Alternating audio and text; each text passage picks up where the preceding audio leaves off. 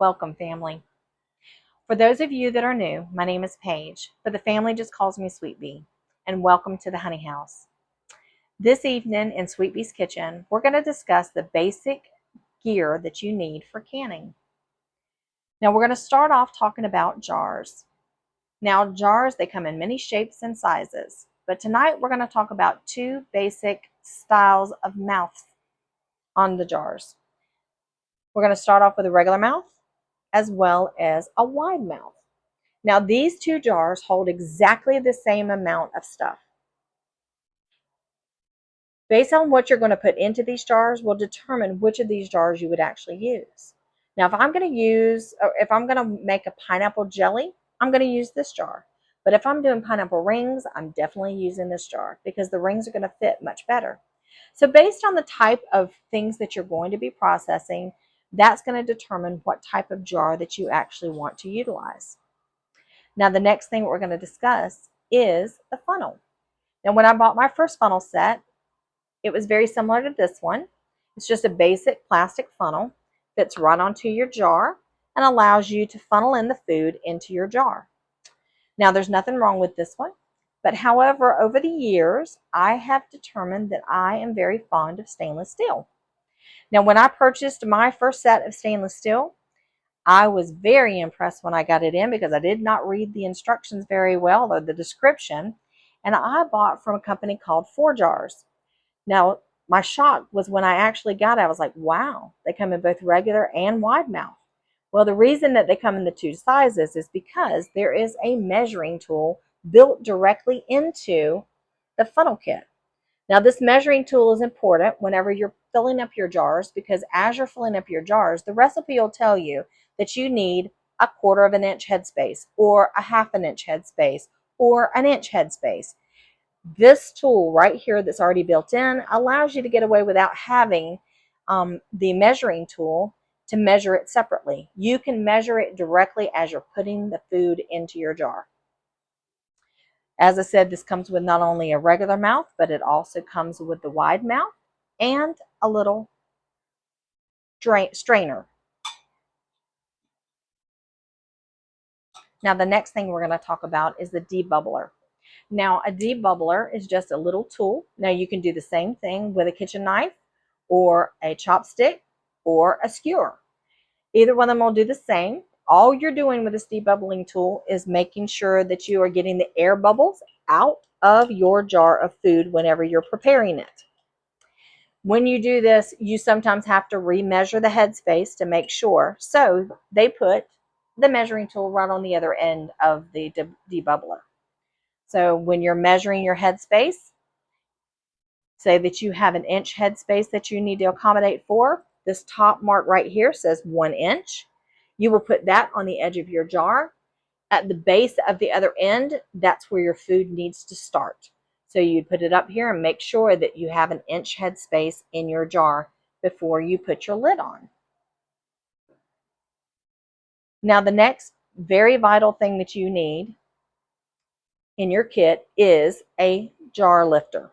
This particular jar lifter or this type of jar lifter is very convenient whenever you're putting your jars in and taking them out of your canner. It fits very snugly around the neck of the jar, and this is very important when especially when you're pulling them out of the canner. They are extremely hot, and you definitely don't want to try to lift that with even with a glove. It is much easier if you just use the jar lifter. And as I said, this is convenient for when you're taking it out and putting it into your canner. Now, when you take it out of a hot canner, one of the things that I have found very helpful over the years is a drying pad. Now, this is just a drying pad that I got at the dollar store. It's for fruits and vegetables whenever you're washing them. However, we started using them a couple years back just to put our jars on. Because when you pull a jar out of your canner, it is extremely hot. Your countertop is usually very cool or at least room temperature. The two of them are not going to be happy with one another. So you need something really cushioned between the two of them. If you don't have a drying pad, no problem. Just get you a towel, fold it in half, and use that instead. But you definitely need to have that to put your jars on when they're coming out of a canner. Now, another thing that I highly recommend is the all new Ball Book of Canning and Preservation. Now, this particular book is wonderful. In the front of it, it has all kinds of information about canning and the importance of knowing your high acid foods from your low acid foods and what type of canner will be used for those particular ones. If it's a high acid food, you can use a water bath canner. But if it's a low acid food, you will need to use a pressure canner. So this is a very, I would say this is like the Bible of the canning world. So you want to make sure that you've got something like this. This one is my particular favorite. I've had many versions of it over the years, but this is I believe this is the latest one, and it's got a lot of great recipes in it. And so it's a wonderful addition to your canning collection, especially when you're going to invest so much into this. Now, we didn't go over the lids, but the lids are very important too. Now, when you buy your particular jars from the store, they're going to automatically come with lids and rings. Now, these lids that come in this package, they're a one-time use, and that's it. So every single time that you reuse, you'll want to get a new lid. Now, during the pandemic, there was a lot of price gouging, very hard to find. You just could not, it was very difficult to find lids during that time frame. That's when I discovered a company that's based here in Florida, and they're called 4Jars. These particular canning lids are fantastic. They're made here in the USA, and they're made out of a great metal. As you can see, it's BPA free, all this kind of stuff. I mean, it's just wonderful, wonderful canning lids. And out of the 5 years that I've been using these, I have not had the first failure. And that in itself is extremely impressive. I have never had any difficulty with this, and they are a great company, and I highly recommend them. So that's 4Jars canning lids. They also sell the rings too, but usually when you have a set of rings, you don't necessarily need more, because once you use them, you'll continue reusing the rings over and over. And this is the ring. For those of you who might not know, this is a ring, and then this is the lid. So this is a lid, and this is a ring. These you won't need a lot of. These you'll go through them like crazy as you continue to can. Now, the next thing we need to discuss is the types of canners. So if you hold tight, we're going to come back and show you a few of the canners. This is a water bath canner.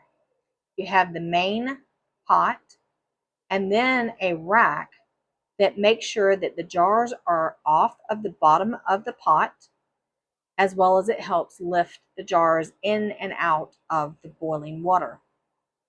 When you use a water bath canner, you're going to make sure that whatever type of jar you're using is completely submerged in the pot with 2 inches above the jar.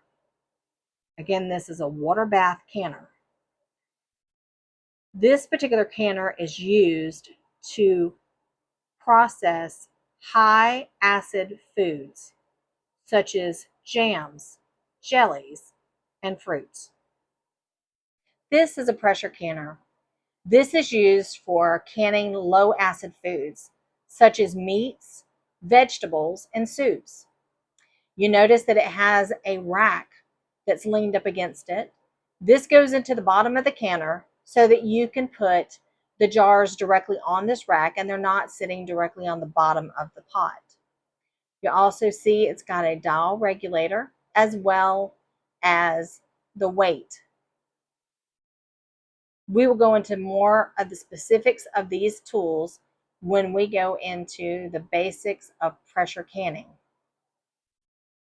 Over the years, I have heard horrific stories of pressure cookers, and the people telling them still have a problem to this day with pressure canning. This very well may be the solution to your problems. This is a Presto electric pressure cooker and water bath canner. This, just like the others, has a rack that will separate the jar from the bottom of the pan. Will only hold a few jars, not as many as the others, but it may very well be the solution so that you will feel comfortable pressure canning as well as water bath canning in the future. So family, as you can tell, we're about to have a lot of fun here at the Honey House. So join me here in Sweet Bee's Kitchen for the next few videos where we do demonstrations of each one of those canners. The water bath canner, the pressure canner, and the electric pressure canner. I'm going to show you the pros and cons that are there for each one of them.